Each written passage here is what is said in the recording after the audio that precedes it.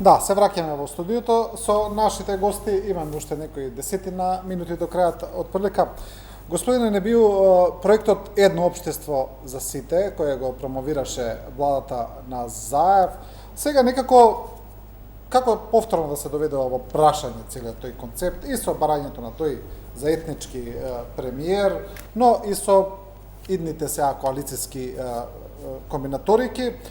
Кажете ми вие како гледате на тоа, како гледате во односот на албанскиот електорат кон СДСМ сега, значи една врска која да речеме беше доста интересна и интензивна во 2016 година, но сега е доведена со доста компликации во еден друг однос. Како го гледате сега? Значи, зачетокот на концептот Едно општество, првиот зачеток е во првата кампања на председателска на господинот Стево Пендаровски, таа која што изгуби, која што доби релативно добар број на гласови од албанскиот електорат, иако Дуи тогаш го поддржуваше преку бојкот кандидатот на ВМРО, нели, пошто не можеше да го поддржа отворено, го поддржа со консензуалниот кандидат и со бојкот, кој што му одеше во прилог на всушност на Ѓорѓе Иванов.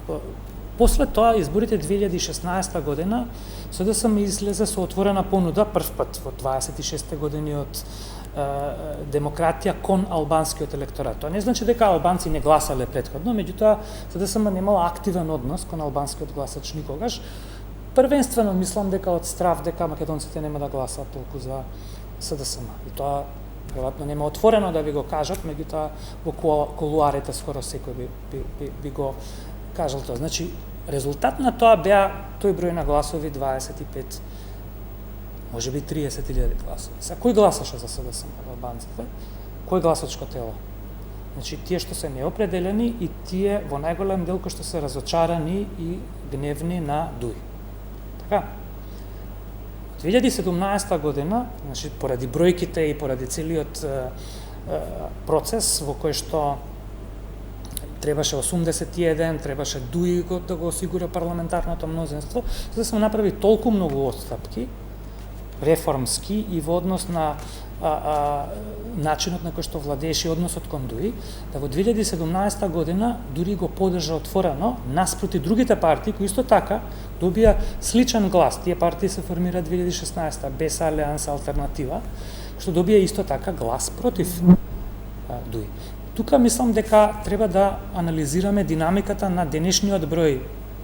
Значи, СДСМ има изгубено голем број на албански гласови, меѓутоа не е тоа резултат на фактот дека другите партии имаат направено многу во тој однос. Мислам дека СДСМ го плаќа цехот, поддршката отворена на Дуи, посебно на одредени кандидати на Дуи. Не знам, председателството на СДСМ правеше кампања за Рамиз Меркова Струга, за градоначалници кои што претходно ги напаѓаше во бомбите, нели, за посебно во Гостивар, Невзат Бејта и така натаму Тетово. И тука мислам дека направи минус за себе на свое конто кај албанскиот гласач и ЕСАПот, односно сметката, дојде на овие избори. Делумно повторно доби околу 20 до 25.000 гласови, меѓутоа со БЕСА.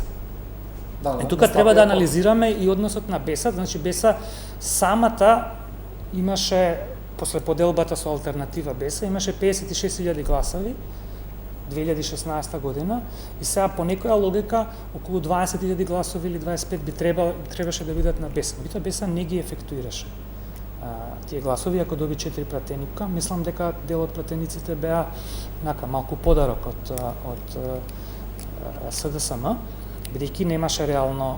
Зошто тоа се случи? Што мислите? Зошто БЕСА потврди? Мислам дека се до коалицирањето, мислам дека гласачот во Македонија е малку позрел од колку што мислат политичките партии. Значи, до моментот на коалицирање, БЕСА беше отворен критичар на владењето во кој што главен фактор е СДСМ. Значи, вие го критикувате СДСМ, настапувате од релативно десни позиции, од опозициони позиции и одеднашка заради политичка калкулација потпишувате договор за коалиција. Тешко е тоа да пројде. Ова е 2020 година и мислам дека гласачот кој што значи еден дел од гласачите кои што не се милитанти, има два типа на гласачи, милитанти и тие што се, да кажеме, убедени до некаде во вашиот концепт, од човекот и така натаму, дека ова втора група релативно ладно гледаше на тој преокрет кој што не е нетипичен во Балканот. Многу партии го прават тоа често и често поминува, овој пат не помина, пошто беше, мислам, дека беше драстично преминување од една страна во друга страна. Нормално има политичка прагма во тоа, и кај СДСМ и кај БЕСА, меѓутоа не направи, често пати во политика 1 плюс 1 е 3, во овој случај 1 плюс 1 стана 1,75. Така да се изразам, и мислам дека ова беше причината. Наместо 40.000 гласови добија околу 20-25. Господинот Заев во неговиот победнички говор вечерта кажа дека ја разбрал пораката на оние, тивката порака на оние кои не излегле на изборите. Вели, знам зошто не излеговте, тоа е барањето за правда. Тој неколку пати со големи букви го кажа тоа, правда, правда, правда, економија и правда, економија и правда, економија и правда, значи ги потврта тие пораки и дека тие би биле лајт мотив на новата влада. Веројатно дека не е далеко од вистината неговата констатација и анализата на партијата зошто ги изгубиле тие гласови.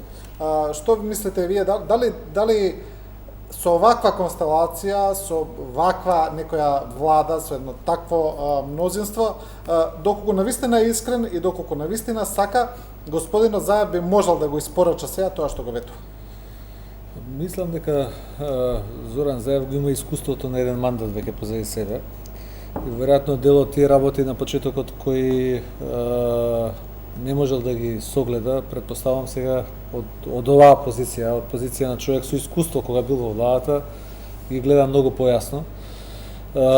Зошто економија и зошто правда? Па видете, било каде да отидете во секој разговор, луѓето ги интересираат две работи. Прво, како живее, каков му е стандардот, каков му е буџетот, дали има доволно семејни ресурси, дали има можност да ги оствари сите своји потреби, тоа е едната работа. И втората работа е да има чувство дека функционира судскиот систем, дека има правда, дека човек ако сгрешил ќе одговара, ако не е сгрешил нема да одговара, и дека таму каде што ќе отидеш има мериторен орган кој одлучува во интерес на граѓаните.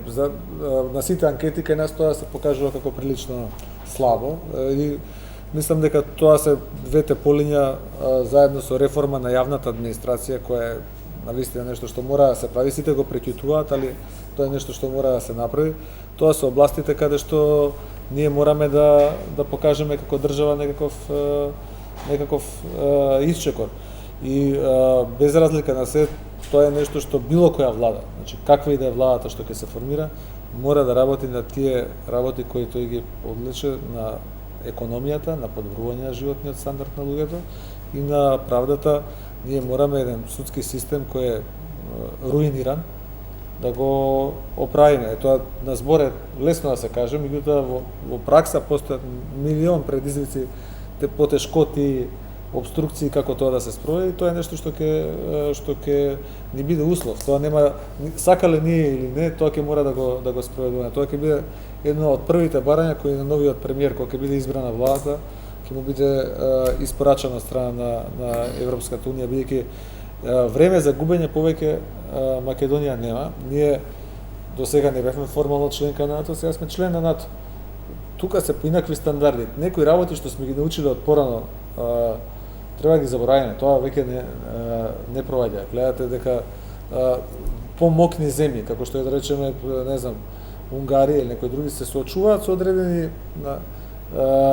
подесувања од страна на Европската унија и од нивните партнери за одредени работи кои тие сметаат дека не се соодветни. Или некои други земји, сега да не илустрирам Унгарија. Значи има колективен систем во кој сме ние веќе член. Се трудиме да станеме што побрзо полноправна членка на Европска унија, и тоа не е флоскула. За нашите граѓани ќе биде подобро да може да работат било каде во Европска унија, да им се тргнат сите тие бариери кои ги имале со години, да бидат, ако ништо друго, на равноправна нога со другите Јас се сеќавам дека ние и Хрватска во 2005 година заедно го почнавме тој процес. Каде е сега Хрватска? Каде сме ние заради серија на тие изгубени години кои сме поминали? Таму владите се менува, ама правецот на државата остане ист. Ние тоа истото треба да го спроведеме. И втора работа што исто така мислам дека новиот премиер треба да ја направи и новата влада. Прво, гледате, на примерот на Хрватска, имаше исто, пошто ја спомнав на нивниот премиер Андреј Пленковиќ, каде што тој направи една рационална влада која ќе се соочува со реалните проблеми на граѓаните. Значи тоа се работи кои треба да се купат, условно да кажам, и да се имплементираат и кај нас. Јас сосема се сложувам дека главните лајт мотиви на новата влада треба да е подобра економија, подобар стандард за граѓаните, реставрација на правосудниот систем во државата, бидејќи мислам дека во многу нешта е срушен, и реформа на администрацијата во земјата. Тоа се три полиња на кои мора да се покаже новата влада каква и да е и од кои партии да биде составена, како успешна, ако сака да таргетира некои следни избори на кои би имала шанса да победи, бидејќи старите теми од типот на националистичка реторика, моноетнички гласања, кој каде победил кај македонците, кај албанците, кој за кога колку гласале, на луѓето веќе не им е битно. Ниту на македонците им е битно веќе дали некој човек на некаква функција албанец, ако е квалитетен, битно е да е квалитетен, ниту на албанците им е битно дали е македонец на некоја функција ако човекот е квалитетен. Луѓето гледаат подобар живот за себе и затоа така и треба да се препознаат, тие наративи се реални. Да, веќе ни е речиси истечено на времето, но ќе ви оставам за главна поента на крај. Исто прашање, но уште еден контекст да му даеме, доколку се случи оно што е известно, значи влада составена од СДСМ и ДОИ, плюс БЕСА се разбира, кога сега е. Како гледате вие на заложбите за правосудни реформи, за носење на правда во Македонија? Значи го имаме без малку истиот. Прво, не сум сигурен дека тоа е единствената и најверојатната. Ќе видиме, покаже времето. Мислам, тоа е веројатно најлесната. Не кажам најлесна не значи не дека да. Дека е тоа. Мислам дека се согласувам со господинот Петров, дека клучно ќе биде создавањето на некаква перцепција дека оваа држава, институциите на оваа држава функционираат, пошто таа перцепција не постои кај граѓанството, а пред се во однос на пристапот кон право, односно кон правда, функционирањето на правосудството и во односот кон корупцијата. Доколку тоа не се постигне, нема да има никаков чекор преговорите со ЕУ, бидејќи така е поставен целиот преговарачки формат и процес. И во таа смисла, значи, пристапот кон судски одлуки, процесуирањето на корупцијата, посебно крупната корупција, големата корупција, вклучително и овие изборни фалсификати или обвинувања, тоа не може земја која што, значи во Унгарија има избори, никој не ги оспорува изборите, има можеби не фер избори во одредени ситуации, меѓутоа на денот на избори опозицијата не обвинува дека некој полнел кутии од Фидес или од Јобек. Јас случајно живеа во Унгарија едно време, па ги пратам изборите таму. Значи тоа не се случува. Тука се случува ситуација во која што се доведуваат во прашање некои основни постулати на демократијата, како што се случува во изборниот ден, бугарски возови, дали може некој што е многу богат и моќен да биде осуден за корупција, за криминал. Тоа се релативно фундаментални прашања кои што во овој мандат оваа влада ќе треба да ги реши. Или барем да ги реши до ниво да перцепцијата кај јавноста биде таква дека има нагорен тренд. И тоа не се случува веќе декада и повеќе. И мислам дека за да го направи тоа ќе треба нови сили. Мандат со нови сили ќе биде тешко во ситуација луѓето кои што се на пикот на обвиненијата за ваков вид на малверзации, фактички системски и структурни манипулирања со системот, самите да го реформираат. Тоа каде се случило, тој што е обвинет за корупција и за од бомбите збориме, самиот да го смени од добра волја системот. Тоа не може да се случи. Добро, господин Небију Петров, ви благодарам на двајцата за учеството во оваа емисија. Вие, почитувани гледачи, го следите Отвореното студио, останете со нас. Сега следува едно кратко интервју со заменик министерот за образование, госпоѓата Елизабета Наумовска. Зборуваме, се разбира, за како ќе изгледа училишната година од септември, а потоа и продолжуваме со директорот на детската клиника Козле, Ангелчо Антоновски. Останете со нас. Имаме уште месец и половина до стартот на новата учебна година. Опциите се дека или децата ќе се вратат во училиште или ќе се оди со некоја алтернативна настава. Меѓутоа и за двете опции потребна е претходна подготовка и организација на училиштата. Дел од наставниците реагираат дека немаат никакви информации од Министерството за образование и дека времето ги гази. Зошто се уште не се утврдени јасни протоколи, зошто училиштата се уште нема добиено насоки од вас како ресорно министерство?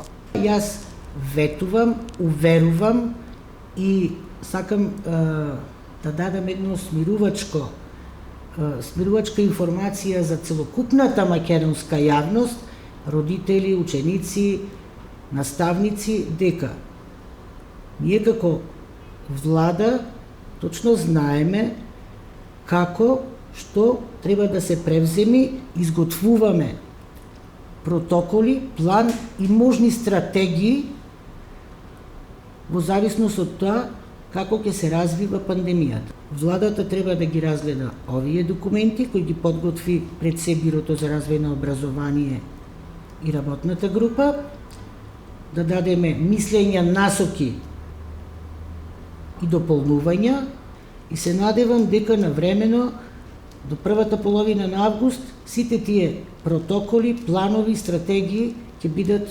јавно презентирани пред јавноста, а училиштата ќе имаат доволно време да се подготват за 1 септември, односно за почетокот на новата учебна година. Така, го споменавте далечинското учење, што тоа значи, што тука се предвидува во овој дел, како тоа би функционирало?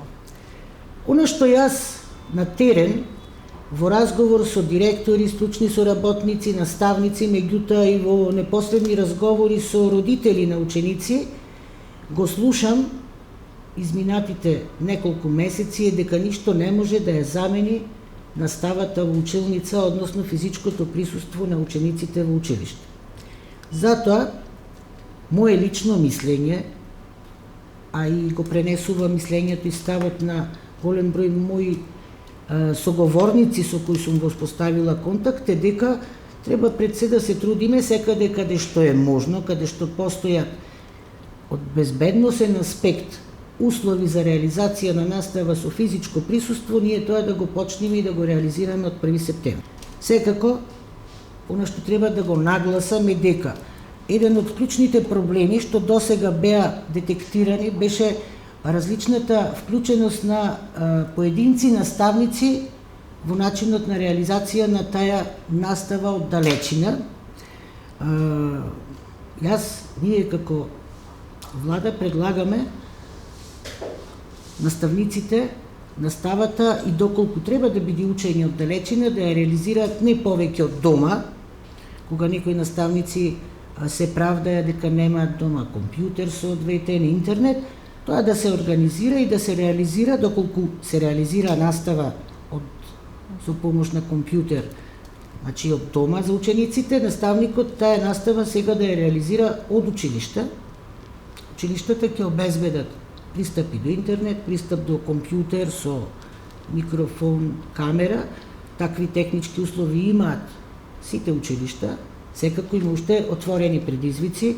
Ќе прашате што со оние ученици што немаат дома такви компјутери. Да, токму тоа ми беше прашањето, бидејќи самата анализа на МОН покажа дека околу 30.000 ученици немаат компјутер дома. Дел од училиштата немаат ниту пристап до интернет. Значи како ќе гарантирате пристап до образование на секој дете ако се оди нели со оваа опција? Затоа ние изготвуваме национална стратегија која секако во ова прва фаза не може веднаш да се имплементира, бидејќи и потребно е да се избери унифицирана платформа за учење. Имаше наставници кои многу успешно и многу труд вложија да подготват навистина интересни активности, часови, прашалници, значи да го сменат начинот и периодот кон наставата преку далечина, и тие се искуства кои ние ги црпиме и ќе треба да се пренесуваат до сите други, а имаше наставници кои едноставно праќаја порака дека на таа и таа страна треба да се прочита таа и таа лекција и да се одговори на одредени прашања. Тоа е двонасочна комуникација, меѓутоа не е воспитно-образовен процес. Сега ние точно треба да дефинираме како треба да изгледа еден наставен час преку компјутер, колку треба должински да трае. Секако не треба да го експлоатираме времето на децата и на родителите во вечерните часови, како што се одвивало досега. Затоа работната група правеше и прави, ги анализира анкети до училиштата, од каде собра информативно податоци и ги анализираше тие податоци.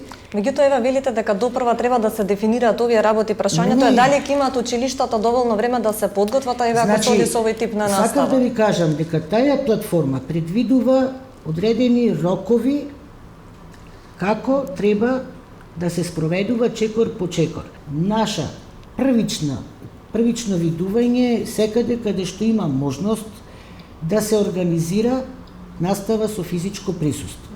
Јас од сознанијата што ги имам на терен, знам дека баш во тие мали населени места, во рурални средини, и нема многу заболени од ковид, некаде дури воопшто нема ниту еден, ученикот живее преку улицата на училиштето, зашто да организира настава со помош на компјутер, кога може со соодветни протоколи пропишани, најголема безбедносна заштита, мерки за заштита на здравието на наставниците и на учениците, зашто да не се реализира настава со нивно физичко присуство, кога во паралелката има 5, 6, 10 деца, а доволно простор тие ученици да бидат распоредени со физичко присуство. Секако, оно што е наше првично видување дека тие часови треба да бидат скратени. Значи, Бирото за развој на образование има задача да изготви како треба да изгледа методологија, методолошки приод, како треба да изгледа еден наставен час, да бидат исполнети комплетно целите поставени во наставната програма, меѓутоа со малце поинаков интерактивен пристап на наставникот. Тука треба да дојде до израз сега подготвеноста и колку ние како институции, односно Бирото за развој на образование и Центарот за стручно образование, како советници, ќе помогнат и ќе ги подготват и ќе им дадат континуирана помош на секој наставник каде што има потреба за да може да реализира ваква настава. Другиот проблем со кој се соочуваме е малите ученици, оние првачињата кои одвај чекаат да влезат во школскиот двор, во училиштето, описменувањето преку компјутер со далечинско учење. Навистина не е вистинско описменување од математичка и јазична писменост.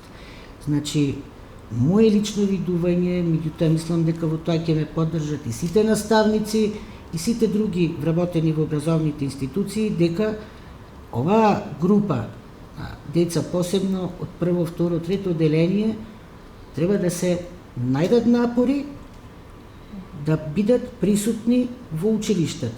Гледаме дека и детските градинки требаше да бидат отворени со соодветни протоколи. Комисијата за заразни болести е таа што треба да го каже последниот збор и не би избрзувала, меѓутоа мое лично видување е дека овие деца, особено овие помалите, треба во мали групи да одат да посетуваат настава со физичко присуство. И јас верувам дека училиштата, наставниците се многу одговорни и повеќе ќе се грижат за здравието и безбедноста на децата, отколку она што го гледам сега во летниот период, кога децата си играат со родители, со други дечиња во дворовите на училишта, на паркови, без никаква заштитна опрема. Да, се враќаме во студиото, како што е најавено, тука го имаме директорот на детската болница Козле, доктор Ангел Чандоновски. Добра вечер. Добра вечер, благодарам на поканата. Кажете ми, на самиот почеток, детската болница Козле е сега ковид центар за лекување на деца, но и на возрасти. Можете ли да ни кажете сега со оваа нова систематизација како функционира болницата, што е поразлично од порано? Ајде, да не ја наречеме нова систематизација, ќе ја наречеме нова реорганизација.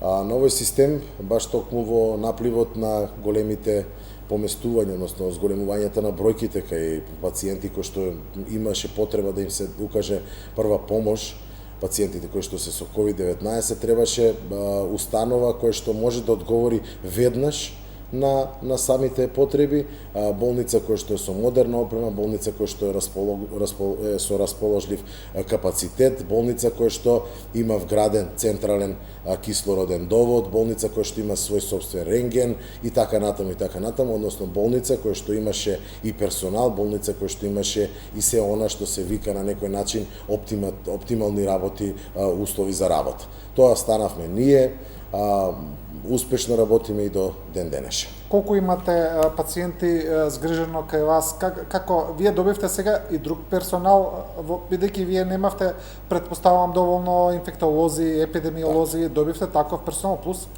Веднаш во самиот старт, откако нели се реорганизираме во една таква институција, односно во COVID-2 центар, ние бевме и претходно COVID-2 центар, но за деца, каде што ги згрижувавме, како и до сега, кој ден денешен, ги згрижуваме и децата кои што се со COVID-19 заболување. Подоцна само на некој начин искуството го искористиме да го префрлиме баш токму и во борбата и со адултите. Да, за тоа ни беа потребен одреден тим на лекари, кои што се нели со стручност за адултна медицина, односно за медицина која што е интерна медицина во адултни гранки.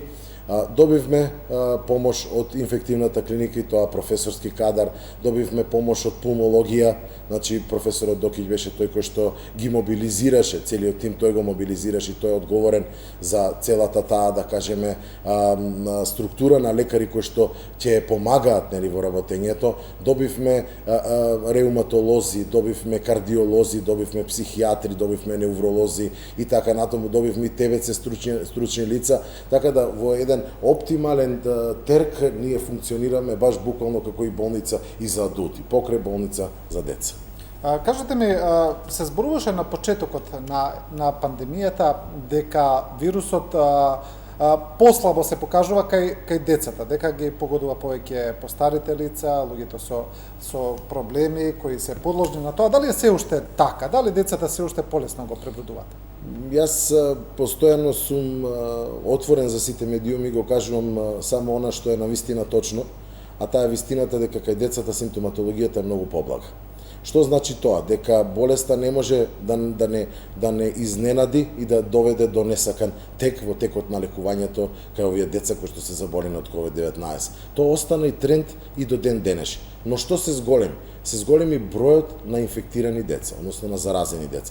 Знаеме и сведоци сме дека нивните родители се веќе заразени, нивните семејства се заразени, а и токму и тие се кои што се наоѓаат во семејството и не се имуни. Оваа болест покажа дека никој не е имун на оваа болест, дека оваа болест баш буквално продира секаде. Незиниот висок праг на контагиозност, незиниот висок праг на продорност направи да и децата, сега веќе бројката се зголеми, ние ги третиравме во две групи, односно ги сметаме во две групи од 0 до 10 и од 10 до 19, каде што веќе бројката стигна и надмина дори 500. Она што сакам да го кажам дека досега не сме имале ниту една компликација, позната компликација која што ќе ни остави некој класичен траг дека ковидот кај децата носи и нови нели проблематики. Знаеме дека ковидот е такво заболување кое што секаде на светот се уште не е добро истражено, не е познато. Сите ние учиме како една нова книга и ново поглавје, досега немало во нашите инфектолошки книги поглавје за COVID-19, но сепак ги забележуваме сите моменти кои се случуваат кај децата. Можам да кажам, да, има поедини случаи во светот каде што на некој начин COVID-19 е само тригер за разбудување на некои други заболувања кои што детето ги има во себе. И самиот кажавте дека COVID-19 е ново заболување, се уште се учи за тоа. Има ли сега некој ново објаснување за тоа зошто кај децата се поблаги симптомите отколку кај овие? Видете, јас како педијатар ќе го кажам следното свое мислење, иако доста Lancet студии и сите оние студии кои што произлегуваат од целиот свет се уште истражуваат и го докажуваат. Јас ќе кажам дека сето тоа се сведува на силината на тој детски организам, неговата неистрошеност. Кај повозрастните веќе сите знаеме дека имаме некакви си коморбидитети. Сите знаеме дека огромна група на пациенти се веќе со хронични заболувања. Кај децата таа стапка е многу пониска. Тој организам е млад, тој организам е подложен да издржи, тој организам е подложен да научи нешто ново. Стекнуваат нови имунитети, стекнуваат нови моменти и така да се спремни да се пребродат. Затоа и симптоматолошката слика кај нив е многу поблага, дури можеме да кажеме дека тие се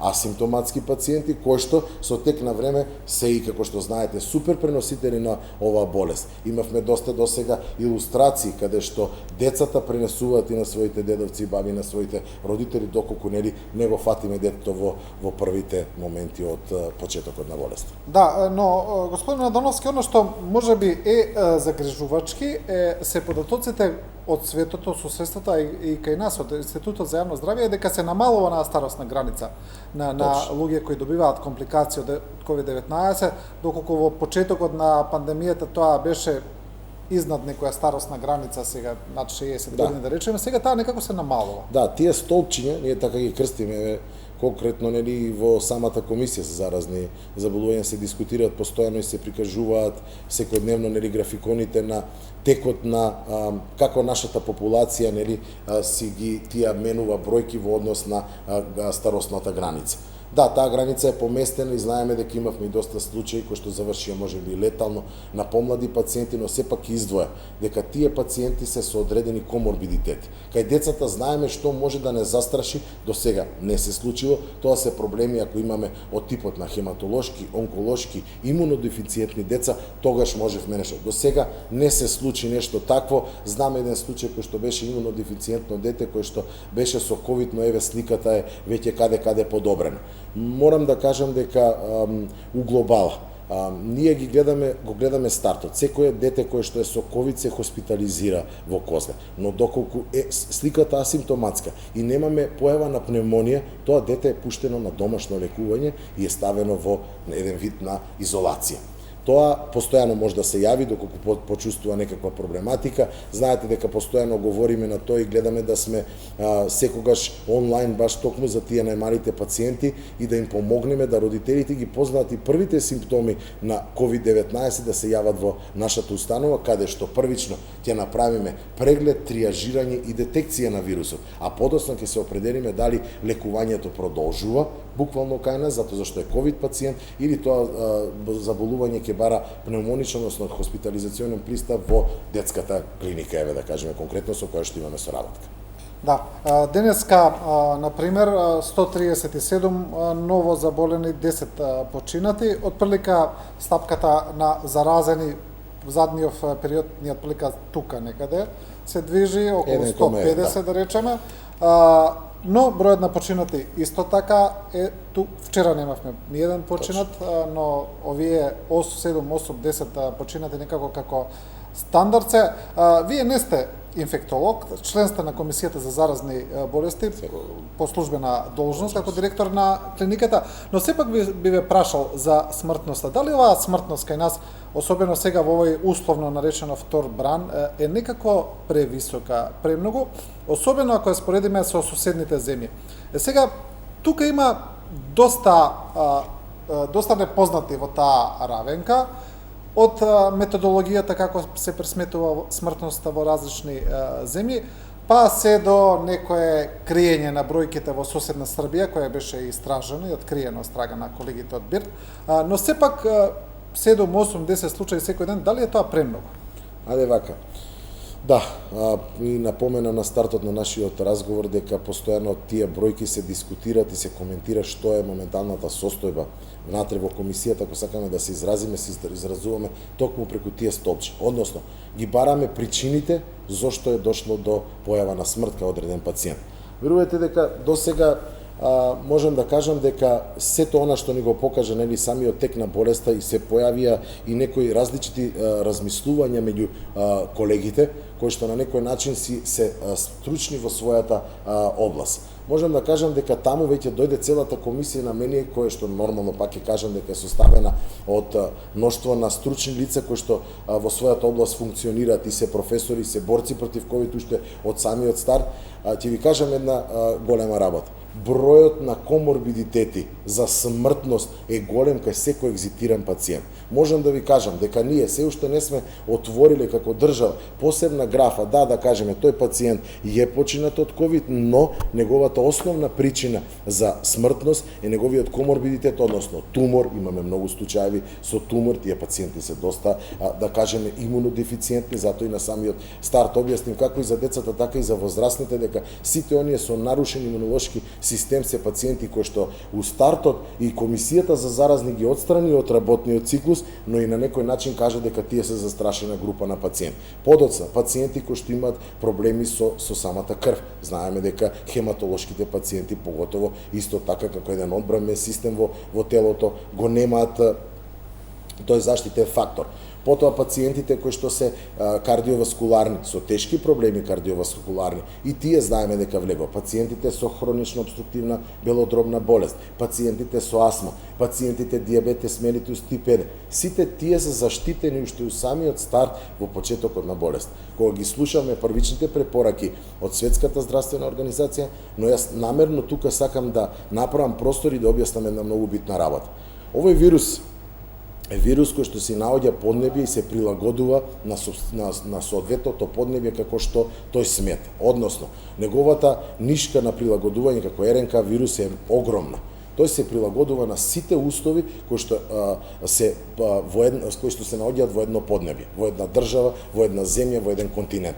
Знаеме и сведоци сме дека зависно од поднебјето не сакаме да ги дискутираме, нели, нашите соседи, знаеме и сами рековте дека што се случи, дека тие доста ги криеа бројките, ние ги кажувавме реалните бројки, но пак ќе кажам, ние се уште не сме влезени во вториот брак. Не можеме да кажеме, него туку имаме едно брановидно движење се уште на првиот брак. Зашто? Мерките кога беа превземени за време на, да кажеме, тој период кога се направи тотална во државата изолација, нели, на нас граѓаните, нели, на некој начин, за да бидеме едни од други одвоени, бидејќи знаеме што ова болест и дека е респираторен вирус и се пренесува преку контакт.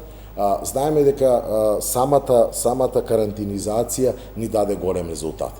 Тогаш знаеме дека бројките беа минорни, дури занемарливи, имавме по 5 пациенти во текот на ден. Но сега, веќе, кога мерките се на некој начин препуштени и се ослободени. Знаете зашто тоа дојде? Тоа дојде дека комисијата е меѓу првите држави, заедно како советодавно тело на министерот за здравство, доцент доктор Венко Филипче, е комисија која што ги даде првите протоколи, здравствени протоколи. И кажавме да спрема нив народот се нели да ги почитува, да оди спрема тие теркови. Истото важеше и за угостителите, истото важеше и за сите кои што сме во работни институции во кои што работим. Раздалеченоста, односно растојанието 2 метри, носењето на заштитни маски.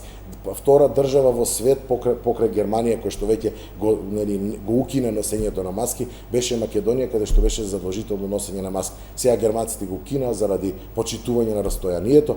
Мораме ние да си ја смениме и да си ја промениме свест. Коморбидитет имаме сите, можам да кажам дека сите ние сме потенцијални пациенти и никој не е исклучен од можноста да биде заразен. Не треба да се става табу тема врз оваа болест, не треба да ја сметаме, ова е буквално како еден вид на респираторно заболување од типот на грип.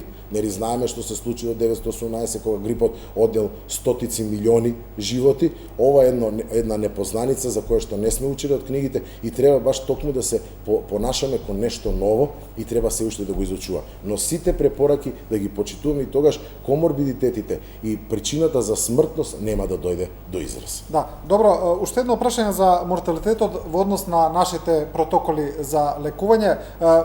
Вие знаете какви се тие во однос на светот? Дали се тоа исти протоколи? Ние на ист начин ли го третираме вирусот?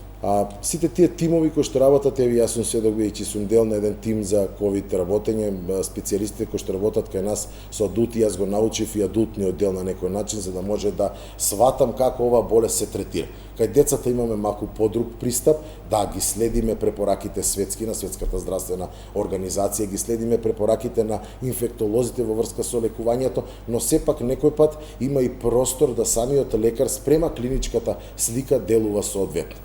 Кога станува збор за адултите, мора да го кажам и тоа дека се употребуваат дури и највисоките протоколи, зависно од тежината на пациентот. Бидејќи имаме лесни, средни, средно тешки и тешки пациенти, кои што знаеме дека секое завршување на тежок пациент на респиратор не значи увек и помош и оздравување, но она што се применува дури и најскапите лекарства Македонија успеа, Министерството за здравство успеа да ги донесе и да ги практикуваме, тоест да ги употребуваме на нашите пациенти. Но тоа е сепак одредба која што во моментот самиот тим, ковид тимот кој што работи врз тој пациент, ќе одлучи дека на тој пациент му е потребен таков лек, дали збориме за моноклонално антитело, дали збориме за потреба од хематолошки момент, односно делување, сега тоа е и актуелно, затоа што знаеме дека сите пациенти кои што прележаа на некој начин ковид беа и донатори на плазмата за овакво, тоа на некој начин е помошна терапија, адјувантна терапија во целосниот третман на COVID-19.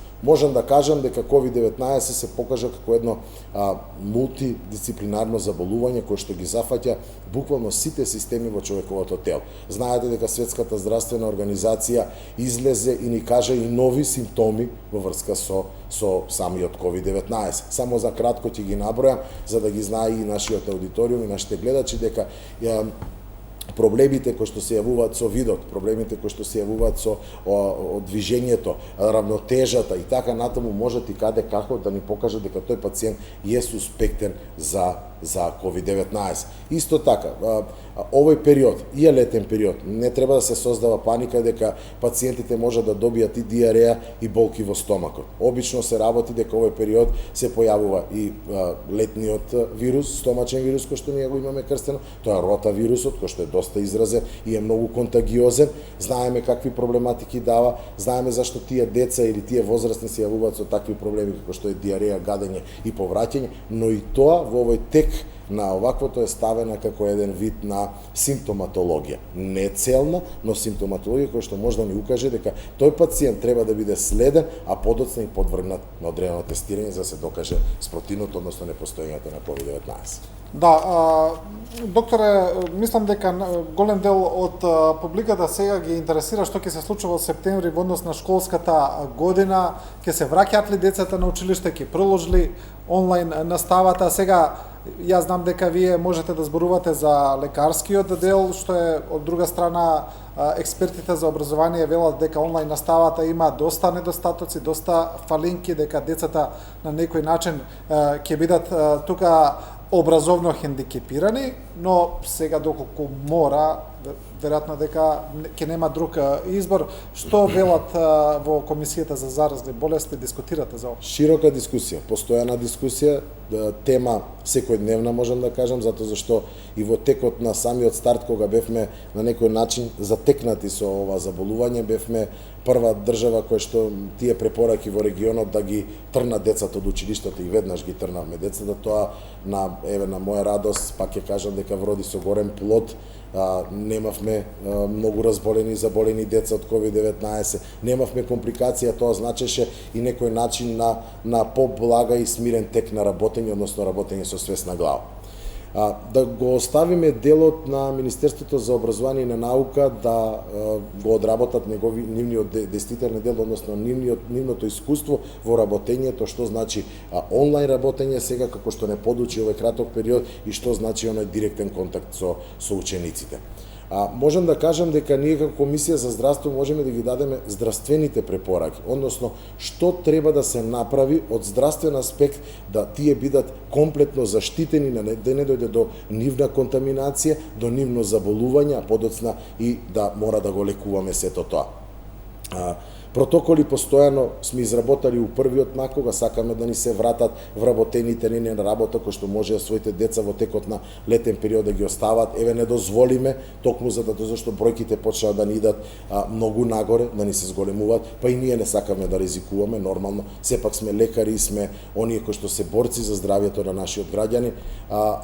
Го стопиравме сето тоа и го оставивме да го размислиме токму тој период од септември. Но го август почнува за некој краток период, многу брзо ќе ни дојде, така да се дискутира секојдневно дека само заедничката соработка помеѓу Комисијата за заразни заболувања и сите внатре во неа, и Министерството за образование и наука, кога ќе ги споиме нашите, да кажеме, видувања, нашите терминологии, нашите задачи, нашите правилници и протоколи, ќе изнајдеме заеднички момент дали навистина сме за да продолжиме во настава во живо или да се оди онлайн. Онлайн мислам дека е лично според мене и како родител и како татко на два сина кои што учеа онлайн, можам да кажам дека навистина многу сме далеку се уште од таков модерен тип на учење. Но сепак мислам дека за помалите дечиња кои што се од прво одделение до четврто одделение, тој контакт е неизбежен. Значи мора да го имат. Имаме примери од многу држави од надвор, и Америка спроведува свој собствен протокол и начин како тие деца да учат. Тие сите се со маска, дистанца, по еден ученик на клупа, работа во смени, постојана дезинфекција на рацето, стерилизирање на просториите, мерење на температурата при првиот влез внатре во самата училница и нормално едно лице кое што ќе биде одговорно, дали тоа ќе биде медицинско лице или лице кое што ќе биде обучено да го следи одредено дете, конкретно дали ќе има некаква промена. Тоа треба заеднички да се отмисли и да се даде еден финишен резултат каде што ние само ќе бидеме од корис на новите идни генерации ученици. Но овие протоколи се уште не се подготвени.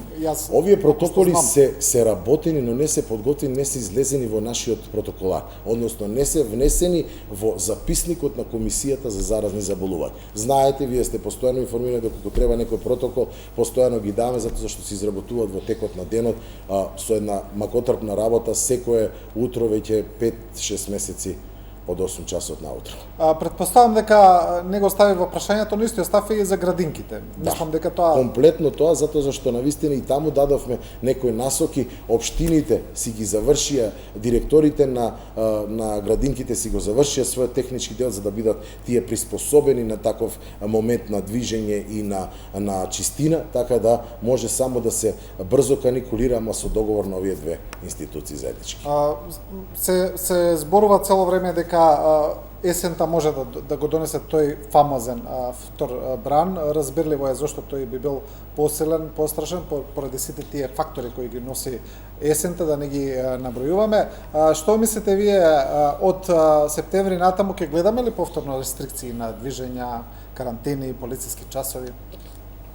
Верувате дека, не само комисијата за заразни, сметам дека тука и штабот, кризниот штаб кој што нели постојано и тој работеше и функционираше според препораките од страна на комисијата. Сепак пак ќе се навратам и ќе кажам дека сме советодавно тело на министерот за здравство кој што постојано секое утро со нас и тој ги носи и дискутира во врска со сите наши одлуки и ставови. Сметам дека сите заеднички нема да дозволиме, буквално и сите луѓе кои што се свесни околу целава ситуација, дека нема да дозволиме да неспремни бидеме и за да го дочекаме вториот брак. Што означува тоа? Тоа означува добра подготовка на медицинските тимови, тоа означува добра подготовка на сите капацитети здравствени кои што државата располага и можам да кажам слободно дека навистина располага. Се иде и во некои нови планови каде што може буквално да во секое време се обезбеди и место плюс, да кажеме тоа се монтажни болници и така натаму, но сепак не сакам да го оптимистум, а не сакам да го гледам црното сценарија, ако сме сведоци дека што значи ако дојде до меѓусебна дифузија на инфлуенцата, односно на сезонскиот грип и на COVID-19, дека тоа ќе биде повторно една голема непознаница на тие меѓусебно две опасни заболувања. Едната е смртоносно, како и што е втората, едната е многу продорна, другата е веќе поумерена, за едната имаме вакцина, за другата немаме се уште вакцина.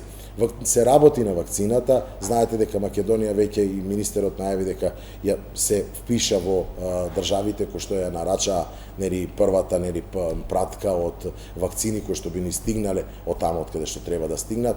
Сметаме дека само со инвентивноста на вакцината би се довело до ублажување на проблематиката, а тоа сигурно е проблематиката кај ризичните групи. Ги набројавме во текот на емисијата кои се тие и кои се тие кои што треба да ја примат вакцината, вклучувајќи го медицинскиот персонал кој што е постојано, верувате, постојано изложен во контакт со пациенти кои што се ковид. За среќа, можам само ова да го одбројам, да се заблагодарам уште еднашка и на својот тим на болницата, детската болница Козле, на сите оние кои што работеа и со децата и со адултите, и можам да кажам до сега на наша радост, вајде на радост и на сите пациенти кои што им е неопходна помош, дека до сега немаме ниту еден заразен колега или колешка од медицинскиот, од средниот персонал, така да значењето на личната заштитна опрема и свеста кај овој лекарски тим е на многу високо ниво. Да, добро, ајде, еве оваа црна тема да ја завршиме вака со позитивна порака. Доктор Антоновски, ви благодарам за ова гостување. Ви благодарам на поканата, ви благодарам што сакате да навистина народот свати што е вистинското значење на ова заболување COVID-19, дека е реално со кое што живееме и дека само зголемената свест, како медицинска, така и лична свест, дека треба да внимаваме прво на себе, а потоа и на другите, не загрижувајќи ги своите деца и своите родители, односно не ширејќи ја болеста, треба да бидеме сведоци дека постојано ќе живееме, ќе ни остане како една трага живеењето со ова болест, но сепак ќе кажам за крај дека навистина сметам дека само заеднички можеме да ја победиме. Ви благодарам уште еднаш, почитувани слушнавте, почитувалите ги мерките, останете во добро здравје и се разбира, следете ја програмата на Телевизија 24.